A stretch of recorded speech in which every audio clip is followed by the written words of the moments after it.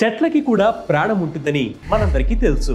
మరి ఒక చెట్టుకి కష్టం వచ్చినప్పుడు దానికి ఇంకో చెట్టు సహాయం చేస్తుందా? అసలు చెట్లు మాట్లాడుకుంటాయా?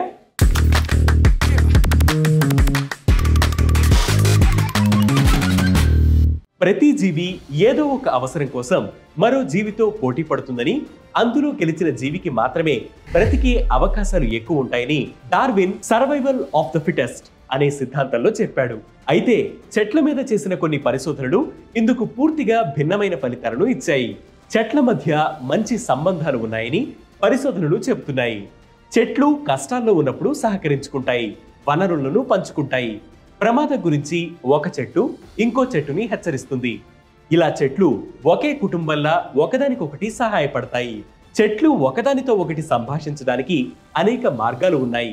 భూమిలో ఉండే ఫంగస్ ఒక చెట్టు వేర్లను మరో చెట్టు వేర్లతో కలుపుతుంది. దీనిని మైకోరైజల్ నెట్వర్క్ అని అంటారు. దీనిని కొందరు వుడ్ వైడ్ వెబ్ అని కూడా పిలుస్తారు.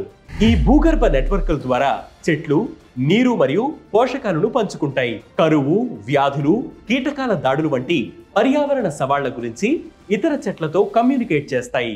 ఇక్కడ చెట్లకి సహాయపడుతున్న ఫంగస్ దాని ఆహారాన్ని చెట్ల నుంచి పొందుతుంది. భూగర్భ నెట్వర్క్ ద్వారా చెట్లు కేవలం ఆహారాన్ని, పోషకాలను మాత్రమే పంచుకోవు. హార్మోన్లు మరియు ఇతర కెమికల్, ఎలక్ట్రికల్ సిగ్నల్స్ ని కూడా చెట్టు నుండి చెట్టుకు వెళ్తున్నట్లు శాస్త్రవేత్తలు గుర్తించారు. మొక్కలు శబ్దం ద్వారా కూడా సంభాషిస్తాయని కొన్ని పరిశోధనలు చెప్తున్నాయి. చెట్ల వేళ్లలో ఏదో పగిలిన శబ్దాలు వస్తాయట, కానీ అవి మనుషులకు వినిపించవు. చెట్లు గాలి ద్వారా కూడా కమ్యూనికేట్ చేస్తాయి. ఇతర చెట్లను ప్రమాదం గురించి హెచ్చరించడానికి ఫెరోమోన్లను విడుదల చేస్తాయి.